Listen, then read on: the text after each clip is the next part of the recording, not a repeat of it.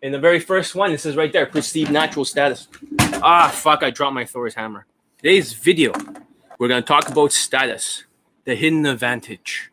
You always wonder, well, if it's not all looks, then what is it, John? Well, it's not all game either. Then what is it? This is confusing. This video will enlighten you. In fact, it could be one of the best videos all year. There are some advantages of status that they don't want you to know about. Let's begin. So, the very first thing we can talk about is the perceived natural status. So, number one, if there's a hierarchy for the perceived natural status. Very first one is if you're white, you get like a 10 out of 10 perceived natural status. So, the second one is if you look like a tall black dude. Not everyone can look like a tall black dude, but if you magically, and that's very rare, can look like a black dude, now you have an 8 out of 10 natural status or perceived natural status. And the very first one, this is right there, perceived natural status. Ah, fuck, I dropped my Thor's hammer. All right. Perceived means that the women doesn't necessarily know your race. They have no idea, but you look like a certain ethnicity, you still get their SMV. So for example, if you're Italian, for example, you're not going to get a 10 out of 10 white SMV. No. Italians is probably going to get like 6.5 or something. Jewish too. So if you're Indian and you look black, guess what? You're a black guy. Congratulations. If you're Indian, you look Latino like my old roommate. Congratulations. You're Latino. Wait a minute. He's not Latino. Yeah, but he's living in Mexico. He's not being killed yet. So if you are Indian, you look Middle Eastern. Congratulations. You're Middle Eastern. If you are any other race that looks like any other race. That's why they call it perceived natural status. So that's the very first one. I made a whole list. So what's the hierarchy? Number one, 10 out of 10, white. Doesn't matter. If you're like the 52-year-old student, you still get a 10 out of 10 natural status just for being white. White is right. White is the most right thing ever. The second thing is if you look like a tall black person, and you don't have to be black, you just have to look like it. The third thing, in the past, used to be Latinos. They used to be way up there. But then Donald Trump came and built that fucking wall. Now their SMV gone to 6 out of 10. But then now they got a little bit of it back due to sleepy Joe Biden, the zombie who basically has no forethought when he's being a president, which is really surprising because he acts exactly like the PUA zombies. So that's it. So who's 7 out of 10? Who replaced the Latinos? Middle Easterns. I had so many Middle Eastern students getting results. They have slipped past 6 out of 10 into 7 out of 10. Congratulations, Middle Easterns. Congratulations. Then Pakistanis, they're still around like 6 out of 10 or something like that. And then for 4 out of 10, Pakistanis are like 5 out of 10. 4 out of 10 is that Indians that look whitewashed. I have a lot of new students that are Indians who are whitewashed. They look Indian because of their fashion, but they they talk like a white man, kind of like me, like John. You talk like a white motherfucker. You don't talk like the Chinese with the accent, you speak without an accent. You speak like, hi, I'm Canadian or I'm American. And I'm American. That's how they fucking talk like. Anyways, let's continue. And then the whitewash Indians, 4 out of 10. That's not bad. So whenever you're not in the kill zone, you are still considered 4 out of 10. So this is why the new Indian students I have, they have to dress like a white guy. They have to have the hairstyle of a white guy. They can't look and act Indian. That's not going to work. Then the next one is short blacks. But why short black? Only 3 out of 10 for the natural status. But John, I thought when you're black, you're 8 out of 10. You're 8 out of 10. No, not at all. When you're short and you're black, you're only like 3 out of 10. Because they don't have the muscles, they don't have the protector status or the pre-selection with white women. So therefore, it's not the same. No one in particular, because there's like 50 dating coaches that matches all of this shit. This is just to preach the gospel, the real truth out there, so you don't get gaslighted. This is the first time a dating coach reviewed all this stuff for the first time in your life. Why do it now? I wanted to do this for 2 fucking years. The chart, so who's short blacks are 3 out of 10. Then who are, oh, somebody dropped off. Then who is 2 out of 10?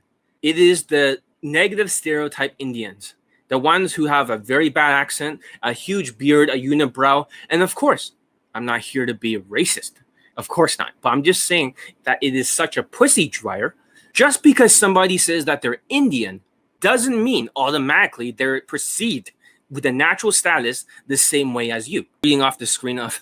So now we know there's a hierarchy in Indians. The really negative stereotype is only 2 out of 10. So you never ever want to look like them. You always want to dress like my students. You have to get out of the kill zone. That is the worst place to be, but it's not the worst ever. So if you look like a whitewash Indian, you're 4 out of 10 for perceived natural status.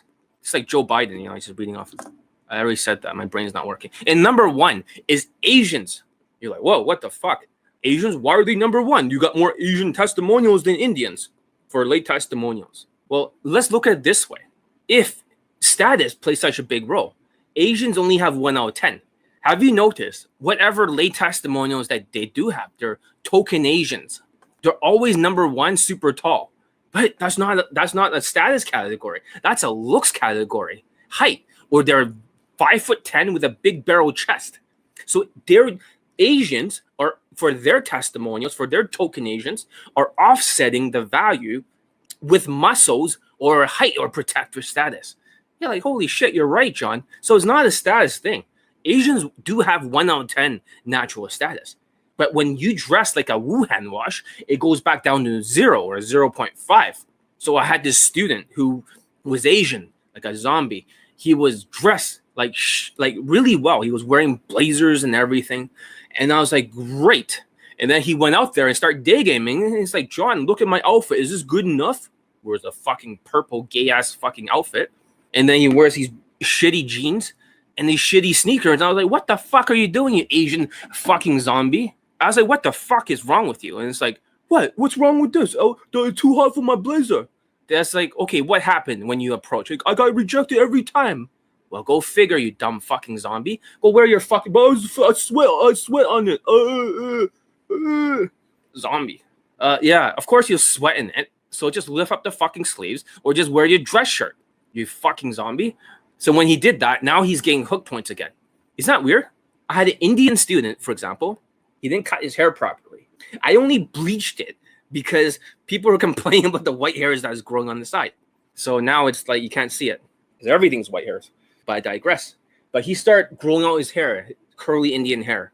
And then all of a sudden, his SMV, looking like a Latino, for the guy who lost his virginity, went all the way back down to 2 out of 10. And it's like, fuck. One rejection after another, after another, after another. For another student who was going to Burger King, he came over here to Vancouver, for a wedding. He got racially abused for 10 minutes in a row. The white woman who was working there in downtown Granville was like saying, no, next person, white person, come here. Next person, you stay there. She's like, what the fuck? No, you stay there. Next white person here. Next white person come here. Next white person come. I was like, holy fuck. And he's like, John, this really hurts my feelings. How should I stand up for myself? And you know what I said? John Lee said, it's your fault because you're dressed Indian wash. You're dressed 2 out of 10. It is completely your fault. And he's like, shit, really? He got racially abused. And the other guy who wanted to, he lost his virginity. He got racially abused. He got ignored for a month and a half. And he had PTSD. And that's sad because this could have been prevented. And same with that Asian student. They all did it at the same fucking time. When he stopped wearing blazers and shit, when he stops wearing blazers and shit, it was horrible. It was horrible. So yes, the perceived natural status. If you are Indian, you have to dress like my students and be whitewashed. Otherwise, you're going to be completely demolished out there. You cannot be in a kill zone at 2 out of 10 natural status. You have to move your way up to 4 out of 10. There's no other choice. There's no other choice. All right, now that we got this out of the way, this is what they call perceived natural status. So is there any different type of status? Is there any different type of status?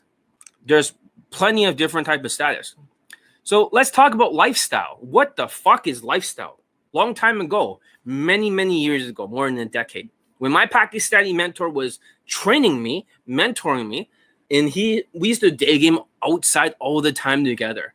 We'll attack choke points. That means we know the sky train's coming out. We'll stand right outside. Don't copy these tactics.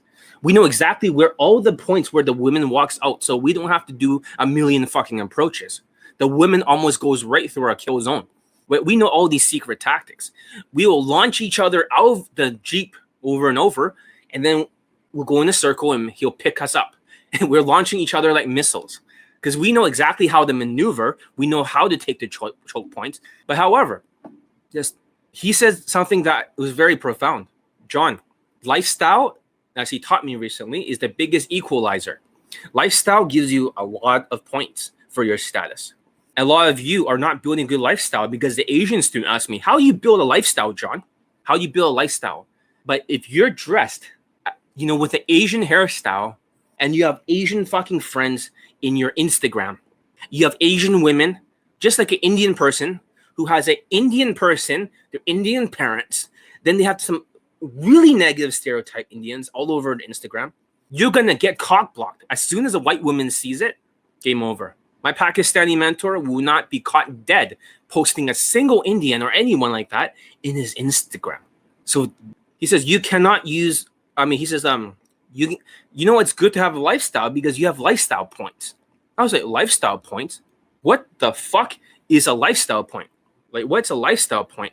And then he's like saying like, the more events and stuff you go to, you add more points to your status. That's what he was implying. I was like, really? So the more cool shit you do, the more things you have to talk about. This is back then when there was no Instagram. You're like, what the fuck? This was taught. I was also taught the social media game, all that stuff by him. But before back then, there was no social media. Like there was Facebook, but Instagram was not even big. So how can we show off our lifestyle? We had to text the women our lifestyle. And you're like, what the fuck? Imagine back then, so many years ago, we had to text, hey, I went to Orpheum to watch a concert, right? What are you up to right now? Because we had to know what was an Orpheum. Or we'll sneak inside restaurants and we'll take a picture of the menu for lifestyle points. This was like more than a decade ago. We'll take pictures of the French menus and stuff, and we'll use it in our texting to the women. Back then, there was no Instagram. We could not DHV our lifestyle. We had to use our lifestyles to have things to talk about and also to actually text her. You're like, holy shit, that's amazing. This is back then when we were playing the game. We had to develop some killer fucking text game. And it's not just some Instagram or sending her a picture of a DJ shit. No, we actually had to live the lifestyle so we can talk about it. You're like, whoa, shit, that's really amazing. So lifestyle points, you got to think about lifestyle and how it's different. Because when you have social circles and you have a lifestyle, you do this shit. It's more like a farm. When you're doing day game, it's more like a hunter. I used to remember I was always insulting social circle and I was insulting that kind of stuff. And it pissed off my Pakistani mentor. So he called me out and that's the first time we met. He says, come to Metro Town. I'm going to show you the true nature of game. We like you here in Inner Circle. And we believe you have a lot of potential. We want you to spread our message. I was like, what the fuck is this guy talking about? So when I met him, he looked like a bit bulky and a bit stocky. And he was around 5'10" and a half, 5'11". And this guy looks like a fucking like Indian uncle or something. And he's telling me about all his sexual escapades. And I was like, is this guy for real? I fucked this girl over here. I fucked this. Turns out when I was living at the mansion, it was like, the students, when you're seeing recently, the student was like, oh, I bang all these hot women and stuff like that. Check it out. They're like 9 or 10. No, my Pakistani mentors, women are way higher. Yes, one of my students that was in the last YouTube live showed up. He was banging women. Like he has like 5 fuck buddies or something from daygame, not from social circle, not from night game, not from Tinder, not from seeking arrangements. Daygame. But however, nothing compared to my Pakistani mentor. Nothing, because they're all Latinas. It's not to say anything bad about it, but I still need to change his fashion so I can help him. But the lifestyle is very important to display your lifestyle. And when you're displaying your lifestyle in your social media or Instagram, you can't go around dressing like a Asian washed or Indian washed, because that lowers your natural stat, or that lowers your score for your status. So it took me 4 or 5 months of Elite 60 to teach my 52-year-old student, at the time he was 50, just to build a lifestyle, just to build that Instagram, just to build a social media presence. Holy shit. 4 fucking months of him resisting, but he was able to get dates out of it, like a funnel. So it's good to build a lifestyle, because you can't just think it's all hunting. Farming is important too. But the problem with too much farming is that if you are not the leader of the social circle for the status, it's actually very hard. If you're not the leader of it, you will still get cock blocked and you'll still get friend zoned. So even if you think it's raising your points, it's also raising the women's points by having more males in the back of the pictures. They're also raising their status. You got to understand, these women are like status whores. It's not to put them down or anything, but this is the best way to describe it. When the women's really into a lifestyle, pre-selection, all this other shit, they're status whores. They're clout climbers. And this is not to put anyone down. And this is not to talk about any particular dating coach. But there are women out there that would literally twerk in front of the fucking camera. Like literally, I can't get a woman to twerk because my status is not high enough. My status is not high enough. After they bang me, my status is so fucking low as an Asian that, it's hard to retain them. Because the secret is they have all these lifestyle points that they don't talk about. This isn't just the beginning. I have a lot of things to say about this. But think about it this way, farming. So if they're using Instagram, they're using Tinder, they're using all this stuff, they're kind of like using a tranquilizer dart with their Instagram. They'll bring the women into it. If you're not using Instagram, maybe they'll use funnels into their lifestyle. They'll send the women pictures or videos of them being a DJ. Or they'll say they are a club promoter. Or they'll say they are a music producer. They'll say these things, which I'll talk about, for the high status job. So you have to bring the animal from outside the farm hunting with the Instagram, which is a tranquilizer dart, so you can bring it into the farm. The farming in the past, this is what killed the cavemans, because the caveman could not starve. But you have to be good at day game. You have to eat what you kill. It doesn't necessarily mean the good farmers can actually do day game well. It's just their value is coming from the status. So no matter what their race is, which is their perceived natural status, it'll be like a certain point here. And then they'll add a few more points to their status depending on how good their lifestyle is. For me, it takes a lot of energy. I'm very introverted. For me, that extroverted shit, the social skills, I can do it just fine. I was taught by my Pakistani mentor. The social skills is not difficult for me. Before, it was a little bit difficult, but now it's just easy. But however, it doesn't mean I want to use it. And a lot of my students, they're not built to be farmers. They're built to be hunters. They're genetically built to be hunters. So when you look at my old text game, many years ago, my Pakistani mentor, we had to text the lifestyle and DHV it indirectly to the women. And you're like, shit, this is how game was like before. Seriously. When I started out in game, we had to write our phone numbers, on our fucking hand and call her, and her dad will pick up the phone. Like, this is when I started out in 2001. That's how far a game went back. There was no texting. There was none of that shit. You're like, whoa. It goes way back, man. Like, I literally went through all these generations. Then you had the texting generation. And we had no Instagram. We had no Tinder. We had nothing like that at all. We had to purely live a lifestyle. We had to DHV indirectly our lifestyle. And we have to talk to her about it during the day game by using DHV indirectly. Very indirectly. It's like an inception, 3 levels down. You don't just indirectly or just say, hey, I'm so cool. I'm a club promoter. I'm this, I'm that. I'm a DJ. You don't say shit like that. You don't just go indirectly. When I was DJing last week, you gotta go really, really indirect. Traveling the world, I had to bring all these equipment and everything. It's very annoying. And I had a partner helping me, and she was like, the other DJ that's working, or she's the other person helping me. She brought a lot of DJ equipment and stuff like that, and we had to carry it from place to place. We lived in the back of a van, so we had to go very indirect. So that's a very different era of game back then. All right, so basically, now that you know about lifestyle, it's a good equalizer. It's a very good equalizer. So, and that's the problem when some of the students, they try to build this Instagram. They thought, hey, maybe I can stand next to a woman. But when they do it, you know what happens? The woman gives a fake smile, a stone face. So they can signal to the other women that she's not into him. They'll give it like this. It's like a fake smile. It's like, what the fuck? And then he's creepy. You look at the student, he's like all narcissistic looking, standing next to a woman. And she's just like, don't touch me. But the other women know by seeing that picture. So that means it doesn't mean automatically by dressing like shit and acting socially retarded that you can use that for the Instagram because other women knows. Even if you're standing next to a woman, if you look like a narcissistic fuck who has no social calibrations whatsoever, you're still going to turn women off, even if you try to build your lifestyle. This is what happens when one of the Asian people asked me on YouTube, "Why, John, how about, should I build a lifestyle?" And I was like, no, you should focus on day game. You should learn how to hunt. So that's the thing. Just because you can do it doesn't mean this. And here's the thing about the lifestyle. My students for Instagram, they have exactly 6 algorithms. So it's not just lifestyle. It's not just pre-selection. That's why pre-selection is very important in what other dating coaches use. Because if there's other women in the pictures, automatically, due to a tribal mentality, the other women will automatically just turn off their brain and just say, well, if other women likes him, then they don't think about it. They turn off their brain. It's an evolutionary psychology sort of circuitry. Pre-selection, protector status, pre-selection, protector, survival, replication value. Does that make sense? Survival, holy shit, I'm so tired. And replication value.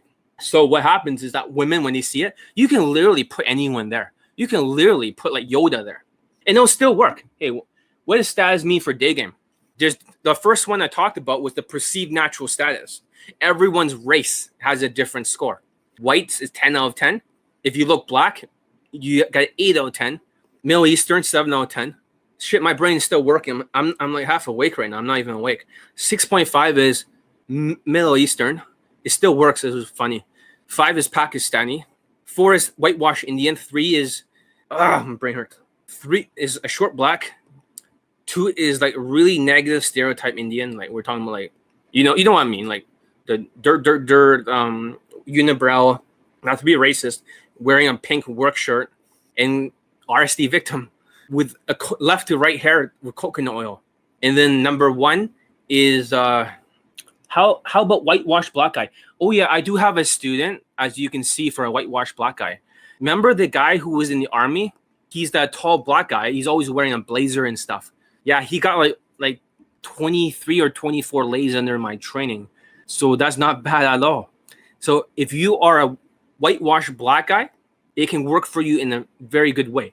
But you also want to be like muscular and you also want to not be chubby. I don't know why this works for people that looks black. If you're black and you're slightly chubby, it could be a little bit harder.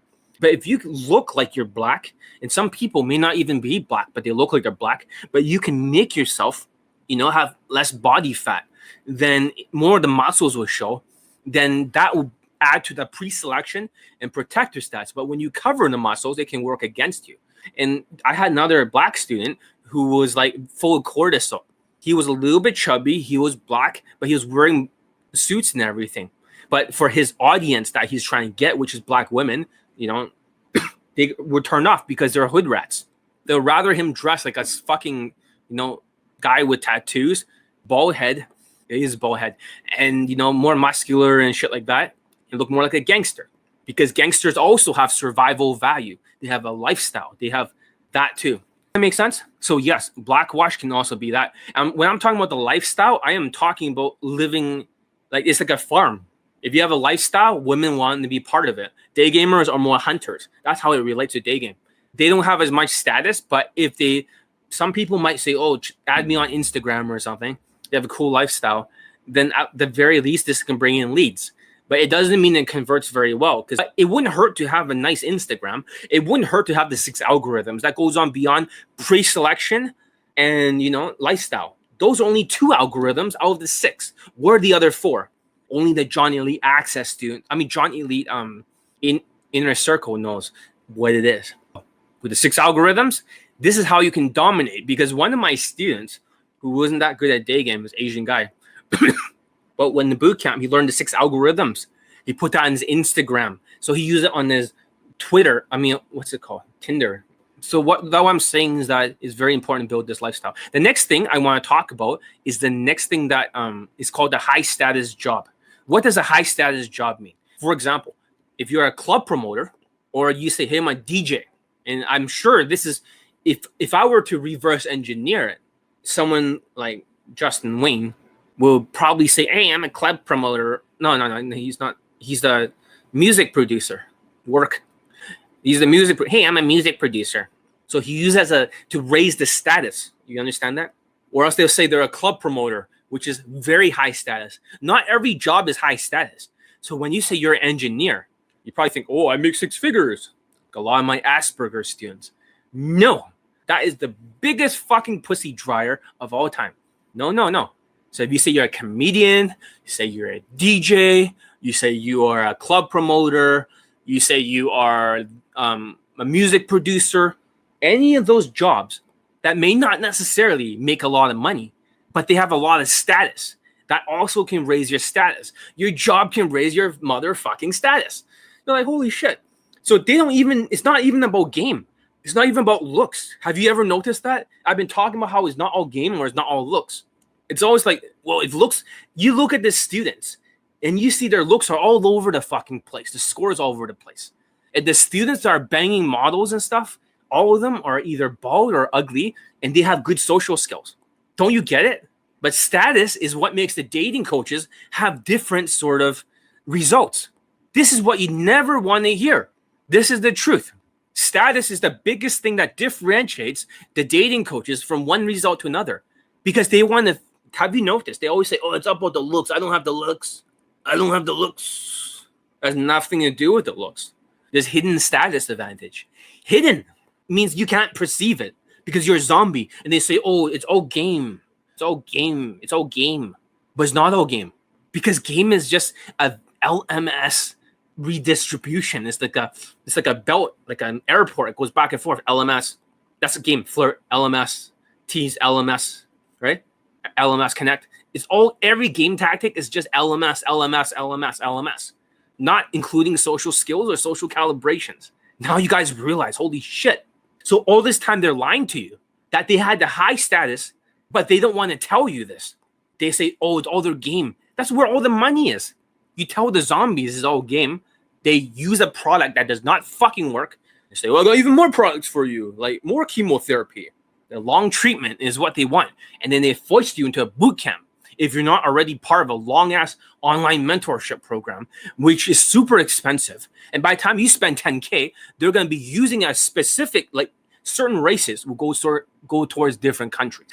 How many more late testimonials do I have compared to them? 480 divided by whatever the fuck they have. Doesn't matter which company. I have way more than them. I have more than you. So besides high status job, right? Besides saying you're a DJ or a lead singer for a band, one of my other students from London got 2 fuck buddies that are models. He's a short little 5'5" Vietnamese guy who looks like a K-pop artist. But it wasn't his looks that got him all that stuff. No, it was his looks, the game I taught him, plus he was a lead singer for a band. You're like, what the fuck? Yeah, there's a status advantage going on. Even if he's Asian, he offset his negative status because he was doing that. So you can use WhatsApp and send her a picture of you turning a DJ equipment and doing some stupid shit like this, and the woman will be converted. It's that simple. Just say, I'm a DJ, whatever. Here's a picture of it. That's what I would be doing if I were them. Yeah, exactly. Yeah. It's like Justin Wayne, like music producer. All right, let's talk about next thing, okay? DJ, music producers, all this shit. It's evolutionary psychology. It's always about status. Status. It's not even related to game. So it doesn't matter. This is why their game does not work, because they have so much status. No matter how much game they're teaching you, the hunting is never going to be as strong as Johnny Elite's. Johnny Elite's hunting method is by far the strongest. It's the skeleton. Game is only a small part of it. Now you got social skills, social calibrations, emotional control, and game. They're focused on game. There's 25% small little piece over here. What the fuck? And they're not even talking about their status. The next status is called the third world foreigner money status advantage. So what does it mean? So if you were in countries like Eastern Europe or South America or Mexico or any third world country shitholes where they don't have a lot of money and you're white or whatever or a foreigner and you have money that you can travel, you can buy a place, and these people work to the fucking bone. I'm telling you. In these third world fucking countries, these women have no fucking money whatsoever. They're fucking gold diggers. They're vultures. And they don't mention it. They never talk about the West. They always say Western Europe, Central Europe. But what about Eastern Europe? Those women are vultures. Women are vultures. You know, So having survival value, foreigner money status advantage. For example, if a white guy went to the Philippines or he went to Thailand or he goes to these places, he has a foreigner, not just the money, but he also has the natural status. And he also has a foreigner status. That's a status of its own. That's why when you're traveling and doing day game and you're going to a third world country, a shithole country, it is easier because you not only have money, you have your ethnicity if you're white or, and you have all of this foreigner status. It becomes easier. And nobody wants to acknowledge that. So even Asian men with no status whatsoever can do well with their foreigner money and status advantage in places like South America. You're like, really? They can go on Tinder on South America. They can go to Colombia if they don't get kidnapped, or Brazil, or whatever the fuck, Mexico, and they can turn on their Tinder. They'll get like over 500 matches in a row, like in less than a day. That's how much foreigner money status advantage. And of course, Latinas flake on you if you don't have a huge status in North America. However, if you got status, because Latinas are really shallow, in my experience, when they're in North America. I'm very sure I don't have protector status, so I get flaked on by Latinas. Even though I fucked a Latina in this same delay video, but the thing is that Latinas, I've been flaked on more by Latinas than any other ethnicity in the world. They need protector status. That's another status. They need protector status, muscles and everything. And they need like status. But they like guys who are 5'11" and Asian, full of muscles. If you got a ton of muscles, you're Filipino and you're tall or whatever. Because Filipinos look like Mexicans. Therefore, now they can slide into the natural status. They look like Mexicans. Some Mexicans really look like Filipinos. I'm not sure if Filipinos are mixed with Spanish blood or something, but they have the same kind of, last names and stuff. I know they were conquered before by the Spanish people, but yeah. But you get my point. It's all status. You see that? There's actually like a hierarchy. So if you're white and you have a receding hairline, you're creepy looking face, like inbred face, Asian women would like you better. I don't know why that is. Not to be racist, but if you go to Asia, the creepier you are, the less looks you have, the more you recede the hairline, the more you look like you are mixed, with, your parents are like cousins or brothers or sisters. The more inbred you look, the better it is. The more the women get excited, because it's never about, you can see race matters a lot. That's the perceived natural status, because they think if they marry this creepy looking white guy, their kids, for example, they're going to have a better future by being half white, half Asian. Therefore, they have a better generation. That's why the women, always these Asian women, when they look at these white guys, they're always looking like, they have this please look. They do this. He's sitting right there. He's like, that's how they look like. They keep staring at her. And he's like, what are you doing? Why are you staring at me like that? She's looking at him with hypergamy, perceived natural status. Because if she marries him, they procreate, their kids have a better future. That's a smile, that's the look. That's when they act like they won the lottery. They hate their own Asian men. Asian men, when you think about it, more than half of their women that are American born have married outside their race. White guys, white status. So you look at why white dating coaches, have more people following them and trusting them. And sometimes if you look like a different race, you're treated like that race. If you're Indian and you look Latino, you're treated like Latino. If you're Indian, you look black and you're Sri Lankan or something, you look really dark skinned, you are treated as a black man if you can pull it off. If you're Indian, you look Middle Eastern, you are treated like Middle Eastern. No ifs and buts about it. You look like your race. Even if you tell her that I'm this race, she'll forget. Just like when you look at me, I tell a woman, here's my real age. They're going to be like, what the fuck? And run away. But if they're still there, they're going to forget. Because when they look at me, they're like, this guy looks like he's like 23 years old or something. They see what's on the outside, what you look like. Don't you get it? Women will be like, wait, this guy is not like 22 or 23? Are you saying that he is so much older? When I hide the white hairs, right? You can't tell. Yeah, so now that I hide the white hair. You see that? What you're outside is what the woman perceives. Perceived natural status. Let's continue. So I have a bunch of pictures here, and I don't want to fish it out of the phone because it takes too long to get to it. But what I wanted to show you originally was a picture of a woman called Natalie Tran. She's holding her hair like this, looking at this creepy looking white guy. She's giving that look of hypergamy as if she won the lottery. That exact look I'm talking about. The second picture I had on the post, when I made this post, was a creepy white guy with a big beard, and he had the hottest, he has no legs. He's in a wheelchair. And of course, you may not believe me. Maybe I better fish out that picture. Oh yeah, another student. I'm waiting for your video testimonial if you're here. Here's him, banging a 19-year-old. This is the last student that showed up on the YouTube Live. Him, banging another woman. You're like, what the fuck? You see that? He's Latino. His status went back up. You're like, holy shit. Yep. We'll talk about it next in the future. And he's wearing the same fucking blazers and everything like me. Exactly what I taught him years ago, and he's showed up with all these results. Here's another one of his fuck buddies, all from Daygame, not from Lifestyle. You're like, what the fuck? Is like Justin Wayne quality women. Correct. So the things I taught him, fashion is very important. Fashion does not mean, automatically it's super easy. You're like, well, what the fuck, man? There was a white guy with an Asian girlfriend in Vancouver when he's in a fucking wheelchair. I know it seems impossible, but it is.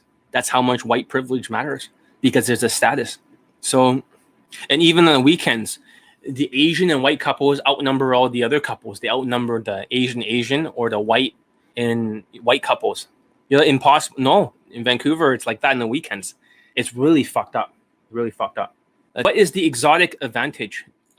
Exotic advantage. So we talk about the money and status. So that means if you're living in Brazil, you're living in Eastern Europe or any of those countries, you definitely have a foreigner status, money status advantage. Even if the coach says, oh, look at me, I don't have a lot of money.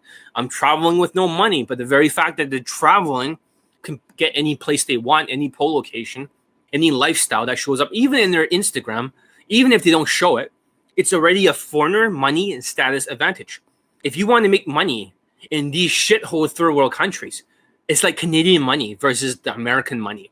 Canadian money is so fucking worthless that you can never get ahead if you keep making Canadian money. This is why I only operate on USD. My business only operates on United States dollars. But United States dollars is worthless because of Biden. But this is how Eastern Europe is like. No matter how much money the woman earns, is never enough when they translate it to other currencies. It's like a shithole country. So therefore, I'm not saying they're all gold diggers, but having that money and status, foreigner advantage, gives you a huge leg up on the competition. This is just how it works. I know this is not what you want to hear, but it's the truth. So what's the exotic advantage? So basically, for the last one, exotic advantage, if you live in a place where most of the women are white and you have like maybe one or two Asians there, for me, it'll be way easier. Places like Poland, places like Prague, places like these kind of places with less Asians, I have a huge fucking advantage. But when you look at Vancouver or Vancouver, it's so many Asians here. It's like the highest place of Asian concentration outside of Asia is in fucking Vancouver or metro area, Burnaby, middle of the city. There's more Asians here than anywhere in the world besides Asia. So it becomes harder. My game is probably close to perfect. It's probably so high. It depends. Most people will say, oh, I have good game. I have the best game. Is all game. I have the most transferable game. That's more important. Whatever works for me works for the whole world. The sexual connection. Objections dealing, seeing the maneuver, and sexually seeding it. And also the triangular flow drill, keeping her on the line, and my escalation ladder. Flirt touch. One flirt touch, and combine it with a triangle. That's all the game you fucking need. Tease whenever she's giving you attitude.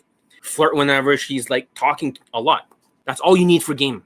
And in between, you gotta sexually seed it so you can get the real objections out, and then deal with the objections and maneuver her home.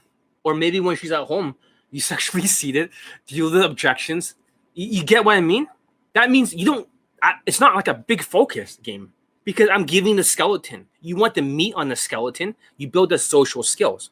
With good social skills, it means you can fit into the tribe, the lifestyle. You start to women's eyes. You are part of the in tribe, that you're social. You can fit into social circles. You're not the out tribe. That's why during COVID-19, a lot of you using other zombie dating coaches tactics, these game fucking tactics are failing you. It works for them because they have this perceived natural status with COVID-19 because all the money and everything was wiped out for 1.5 years. Now their fucking status, their foreigner money status, dramatically shot up to the fucking moon, like Dogecoin, to the fucking moon. You get it? Place, if you look at it, if there's a lot of Indians and a lot of Asians, it will be generally way harder for you. So if you went to a country like London and there's a ton of Asians, there's a Chinatown there, and there's a bunch of Indians, holy fuck, would the difficulty go up? So it's dependent on the exotic advantage. But this is what they have over there in Melbourne. In Melbourne, they have all these women, Latinas, white women, this and that, and less Asians and less Indians. And it becomes easier in Melbourne. I heard Sydney is like all Asians. They're like Vancouver. But Melbourne, that's easier. So they're basically having exotic advantage. That's not game. That's not game. What the fuck are they talking about? That's not game. That's like automatic, like hundreds of lays. It's just like fucking easy mode. This is where the foreigner status advantage, the exotic advantage. So if you're like a tall, black-looking guy and you're in Europe, you have a huge exotic advantage, not to mention money and foreigner status advantage. Hope that makes sense. So if you have exotic advantage and you're in an area full of white women, some white women want to venture outside of their tribe. That's why they like to cross-genetically breed. It's an evolutionary psychology thing, a foreigner advantage. So take advantage of it, especially those Asians who basically get their teeth kicked in America. I had a student from, like, one of my students had 7 lays in Europe. Pretty attractive women. He's a good-looking guy. However, he told me, John, I couldn't even get like lays in fucking America. He's 5'7", and then he went over there to Europe. He changed into my fashion, got 7 lays. He had to do a lot of approaches, obviously, and it sucks for him. He's not 100% calibrated. He just loves the spam approach. But he did a lot less spam approach to clothes, and the women are very hot. But he's like almost trying to find gold underneath a fucking rock because he's short. But when he comes back here, and the thing is that he stopped using the hairstyle. At some point, his hair grew out. He went back to Asian mode and shit like that. And then his results all vaporized. He was in Russia, you know? He was in Ruski land. He's in Russia. Stratvotsya. Mina zovut John Elite. I speak Russian. I speak Russian. I am Russian, actually. Because I am John Elite. Go communism. Damn the American spies. I'm going to go drink some kompot. Suka bilit. All right. Sorry. I just got into, sometimes I get into my Russian mode. So, I speak Russian. Yeah, dating coach. So, anyways, as I'm saying, for the Russians, if you have an exotic advantage, you go to these kind of places where it's all white women, like an Asian guy going to Russia, like my other student. Fuck, he was banging a lot of Russian, even through Tinder. Very beautiful women. And it goes to show you the exotic advantage is something that's real. So now that we can recap everything, number 1, what race do you look like? Number 2, what's your lifestyle? You get lifestyle points. And that is good because you got to build the farm. When you build the farm and you dress well, you don't look like a fucking Wuhan washed or Indian washed. You don't have other Indians or other Asians in your fucking Instagram. White is right. I tell my students, the one who got like 59 lays from Tinder, using my advice, I told him to stuff only white people in his Instagram, his lifestyle. White women for pre-selection and white guys and stuff. So he only has like white. No Asians. Just more white. White is right. So now that you know, for the dating coaches, this is a great equalizer. The race, the lifestyle, the high status job. You know, like DJ, comedian, music producer, club promoter, stuff like that. That gives you like instant leg up. Third world country, foreigner, money status advantage. You get all these advantages, and they say, "Oh, I don't have a lot of money. It's not the money that women are into me." Bullshit. Well, comparatively to Eastern Europe, women are fucking poor. Literally, they're poor as shit. And when you're there, the vibe is really fucked up. Everyone's beautiful, of course, but they look like they're all starving to death. There's like a depressive but attractive vibe where they're really into foreigners just to survive.